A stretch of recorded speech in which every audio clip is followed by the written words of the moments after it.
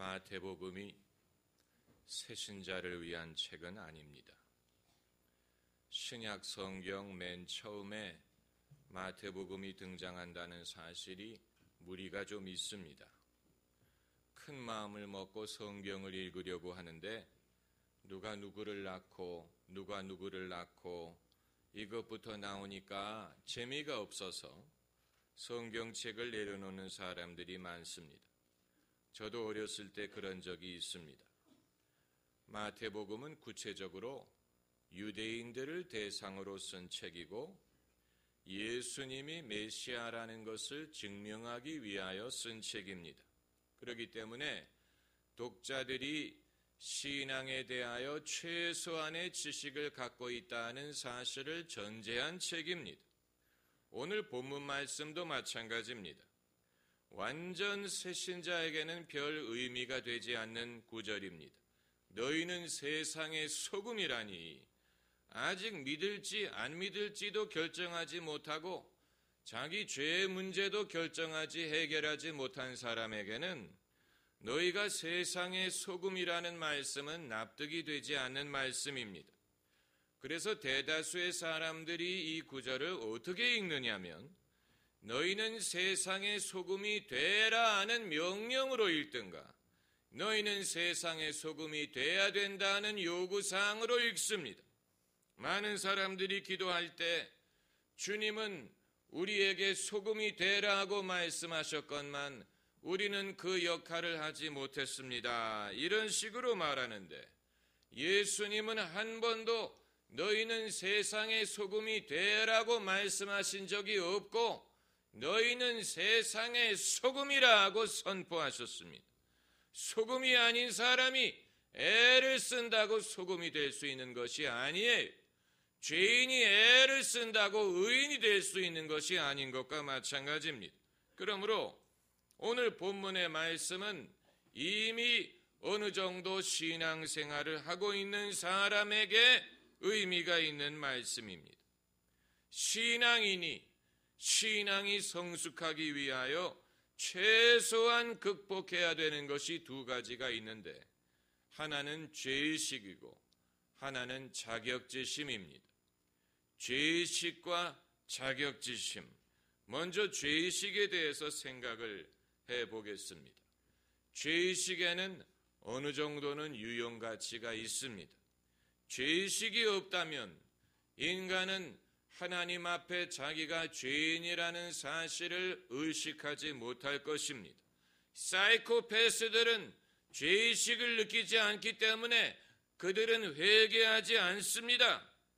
하지만 평범한 대다수의 사람들은 죄의식을 느낍니다. 거짓말 탐지기의 원리가 바로 그것입니다. 사람은 거짓말을 할 때 긴장을 하고 가슴이 빨리 뜁니다. 죄의식을 느끼기 때문입니다. 하지만 믿음이란 무엇을 말하느냐? 믿음은 예수 그리스도를 믿는 것뿐만이 아니고 예수 그리스도가 우리 죄를 사해 주셨다는 것을 믿는 것입니다. 나의 모든 것 변하고 그 피로 구속받았네. 하나님은 나의 구원 되시오니 내게 정죄함 없겠네. 내 죄가 많지만 예수님의 은혜가 내 죄보다도 더 크고 더 많다는 것을 믿는 그것이 믿음이에요. 검은 종이를 흰 봉투에 넣으면 검은 것이 더 이상 안 보이는 것처럼 사람이 예수 그리스도 안에 있으면 예수님의 의로움이 우리의 죄를 덮습니다. 하나님이 우리를 보실 때 예수님의 의로움을 통하여 보시기 때문에 우리를 의롭다고 인정하시는 것입니다. 이것을 믿는 것이 참된 믿음이에요. 반대로 마귀는 참소하는 자라고 했습니다. 참소한다는 말은 정죄한다는 말입니다. 너는 죄인이다. 마귀는 우리를 유혹하여 죄를 짓게 하는 것뿐만이 아니고 우리가 죄를 지은 다음에는 우리가 죄인이라고 참소하여 절망하게 만들고 하나님을 두려워하게 만들고 하나님으로부터 멀어지게 만드는 것입니다. 마귀는 예수 그리스도의 보혈을 신뢰하지 못하게 만듭니다. 이것이 마귀의 가장 무서운 무기예요. 마귀가 우리에게 던지는 가장 무서운 말은 죄인인 주제 이 한마디예요. 그럴 때 우리가 마귀의 참소에 동의하면 안 됩니다. 그럴 때일수록 하나님의 말씀을 의지해서 마귀의 참소를 물리쳐야 됩니다. 예수님이 시험당하실 때 기록된 말씀을 인용하셨던 것처럼 우리도 죄짐에 시달릴 때일수록 하나님의 말씀을 인용하는 법을 배워야 됩니다. 기록되었으되 인자가 온 것은 의인을 부리려 함이 아니요 죄인을 부르려 함이니라고 했느니라. 기록되었으되 사람이 의롭게 되는 것은 율법의 행함이 아니요 믿음으로 말미암는다고 했느니라. 기록되었으되 그리스도 예수 안에 있는 하나님의 사랑으로부터 우리를 끊을 자가 없느니라고 했느니라. 기록되었으되 마귀는 거짓말하는 자요 거짓의 아비니라고 했느니라. 왜 우리가 죄의식을 극복해야 됩니까? 우리가 죄의식에 눌려있는 한 하나님의 사랑을 확신할 수 없고 죄의식에 눌려있는 한 담대한 믿음을 가질 수가 없고 담대하게 기도할 수가 없습니다. 죄의식에 눌려있는 한 구원의 즐거움을 누릴 수가 없습니다. 죄의식은 하나님으로부터 온 게 아니요 마귀로부터 온 것이요 그것은 거짓이에요. 죄짐에 눌린 사람은 다 주께 나오라. 주 말씀 의지할 때에 곧 평안 얻으리. 그러므로 믿음은 배짱과 같은 면이 있는 것입니다. 탕자가 비록 탕자지만 아버지 집에 와서 잔치자리에 앉아 먹을 수 있는 것은 배짱이에요. 그 배짱이 보여주는 것이 믿음인 것입니다. 비록 죄인이지만 예수님의 은혜를 의지하여 자기가 의인 되었음을 믿는 배짱, 이 배짱에서 믿음의 담대함이 가능할 수가 있습니다. 담대하게 하나님께 구할 수가 있고 하나님의 능력을 경험할 수가 있습니다. 마귀의 목적은 우리를 죄의식으로 짓눌러서 무력한 기독교인이 되게 만드는 것입니다. 무력한 기독교인은 하나님에게도 사람에게도 쓸모가 없어요. 예수님 말씀하시기를 성령이 너희에게 임하시면 너희가 권능을 받으리라고 하셨습니다. 주님이 쓰시는 기독교인은 권능을 소유한 사람입니다. 무력한 기독교인은 자기에게도 남에게도 하나님에게도 소용이 되지 못합니다. 자격지심도 이와 비슷합니다. 자격지심이란 하나님과 사람 앞에 아무 자격이 없다고 스스로를 비하하는 것을 말합니다. 어떻게 보면 겸손함처럼 보이기도 하고 옳은 판단처럼 보이기도 합니다. 제가 성도님들에게 직분을 맡으시라고, 집사 직분을 맡으시겠냐고, 권사 직분을 맡으시겠냐고, 또 대표 기도를 해보시라고 권하면 10중 8구 뭐라고 대답하시는지 아십니까? 저는 자격이 없어요. 생각해보면 자격 있는 놈 한 사람도 없습니다. 자격 있는 사람 없어요. 자격을 말하기 시작하면 아무것도 안 됩니다. 여러분은 천국 갈 자격이 있어서 천국 가는 줄 아십니까? 여러분이 하나님의 사랑을 받을 자격이 있어서 하나님이 사랑하시는 줄 아십니까? 그게 아니에요. 자격이 있다고 생각하는 사람은 차라리 바리새인과 같습니다. 세리와 바리새인의 비유에서 예수님 말씀하시기를 바리새인이 기도할 때 주여 나는 저 세리와 같지 않음을 감사하나이다. 나는 일주일에 2번 금식하고 내 소득의 10분의 1을 하나님께 드리나이다 라고 자신만만하게 기도한다고 했습니다. 반대로 세리는 하늘을 우러러보지도 못하고 자기 가슴을 치면서 말하기를 주여 나를 불쌍히 여기소서 나는 죄인으로소이다. 예수님 말씀이 이 세리가 의롭다함을 받고 집에 내려갔느니라고 하셨어요. 누가 하나님 앞에 의롭다함을 받느냐? 하나님 앞에 자기를 낮추는 자예요. 그렇다면 늘 자격이 없다고 자기를 낮춰야 된다는 얘기냐? 그게 아니에요. 우리가 죄인이지만 죄의식에 눌리지 않고 죄 사함 받았다는 것을 믿음으로 확신해야 되는 것처럼 우리가 자격이 없지만 그럼에도 하나님의 자녀라는 확신을 가지고 살아야 됩니다. 우리에게 자격을 부여하시는 분은 하나님이십니다. 하나님이 우리에게 자격을 부여하셨습니다. 너는 내 아들이라, 너는 내 제자라, 내가 너를 친구라 부르느니라, 너는 세상의 소금이라, 너는 세상의 빛이라. 주님이 우리에게 자격을 부여하셨습니다. 여러분은 자녀가 냉장고를 열 때 허락을 받습니까? 엄마, 냉장고 좀 열어봐도 될까요? 허락받고 냉장고를 여는 아이는 의붓자식이에요. 진짜 자식은 묻지 않아요. 하도 자주 열어서 음식이 차가워질 겨를이 없을 정도로 엽니다. 왜 그렇습니까? 자식이기 때문에. 하나님의 자녀도 마찬가지. 만일 예수를 믿는다는 사람이 하나님, 제가 이런 기도해도 될까요?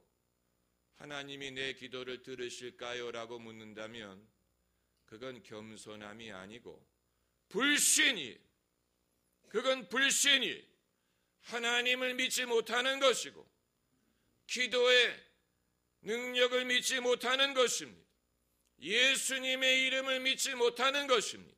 너희가 이제껏 내 이름으로 아무것도 구하지 아니하였으나 이제 구하라.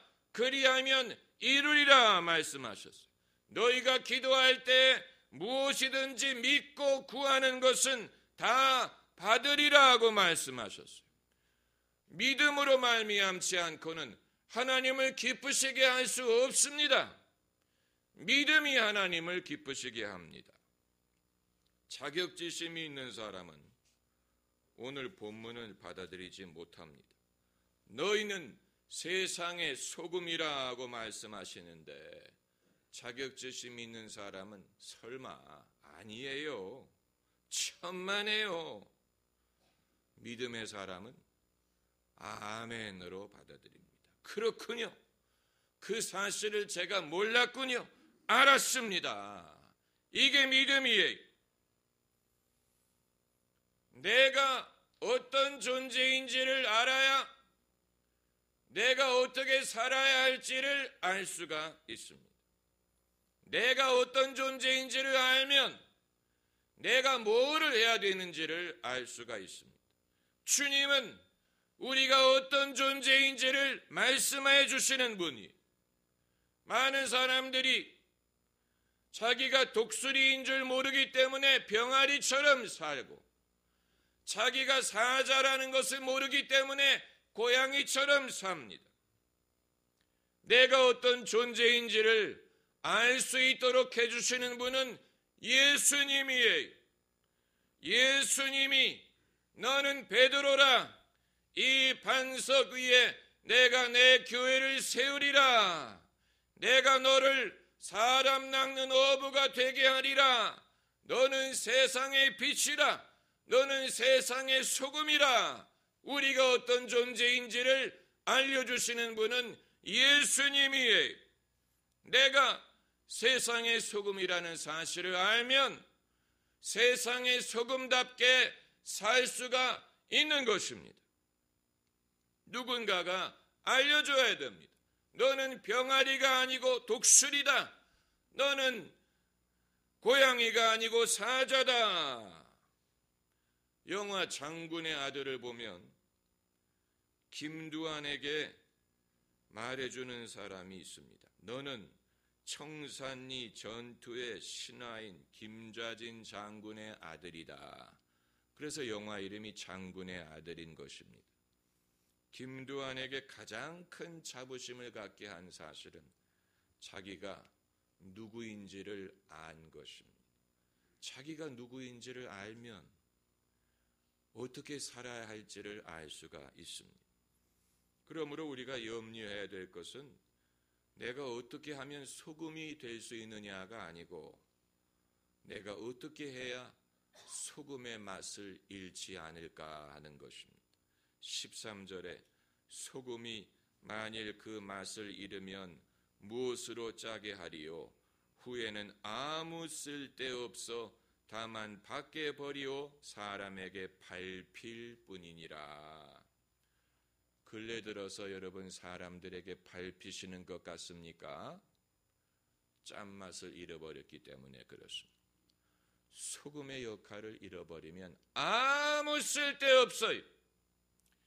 이 세상에서 제일 쓸데없는 사람은 짠맛을 잃어버린 그리스도인이에요. 아무 쓸데없어요. 밖에 버리오 사람에게 밟힌다라고 했습니다. 반대로 우리가 우리의 역할을 제대로 하기만 하면 사람들이 우리를 높입니다. 15절에 사람이 등불을 켜서 말 아래 두지 않고 등경 위에 두나니. 한번 따라해보세요. 등경 위에 두나니. 우리가 빛의 역할을 감당하면 남들이 우리를 위에 둡니다. 우리를 높입니다. 이러므로 집안 모든 사람에게 비치느니라. 유명한 사람이 되려고 애쓸 필요 없어요. 인기를 얻으려고 애쓸 필요 없습니다. 빛의 역할만 감당하면 사람들이 저절로 우리를 높입니다. 집안 모든 사람에게 비치게 합니다. 그리스도인은 무엇이 되려고 애쓰는 사람이 아니고 자기가 무엇인지를 알고 그대로 살려고 애쓰는 사람이. 남아프리카 부족 중에 바베바족의 특별한 의식이 있다고 합니다. 이 사회는 범죄 행위가 극히 드물다고 하는데 그 이유가 뭘까? 이 사회에서는 누가 잘못을 하면 그 사람을 데려다가 마을 한복판 광장에 세우고 마을 사람들이 동그랗게 그 사람을 중심으로 원을 이룬다고 합니다. 그리고 한 사람씩 돌아가면서 큰 소리로 외치는데 그 외치는 말의 내용은 그 잘못한 사람이 과거에 했던 좋은 일, 착한 일, 또 잘하는 일, 부족에게 도움을 준 일, 아주 작은 일까지 돌아가면서 칭찬을 한다는 것. 몇 시간이고 더 이상 칭찬할 것이 없을 때까지, 바닥이 날 때까지 그렇게 한 다음에는 축제를 벌인다고 합니다. 잘못한 사람이 새 사람이 됐다는 것을 인정하고 축하하는 잔치를 벌이는데, 이러한 의식을 거친 사람은 자기의 자존감이 회복이 돼서 이제는 사회가 자기를 칭찬하고 인정해 준 것을 보답하는 삶을 살겠다고 결심을 한다는 것입니다. 그래서 그 사회가 범죄율이 지극히 낮다는 것입니다.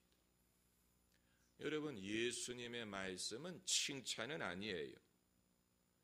다만 계시의 말씀이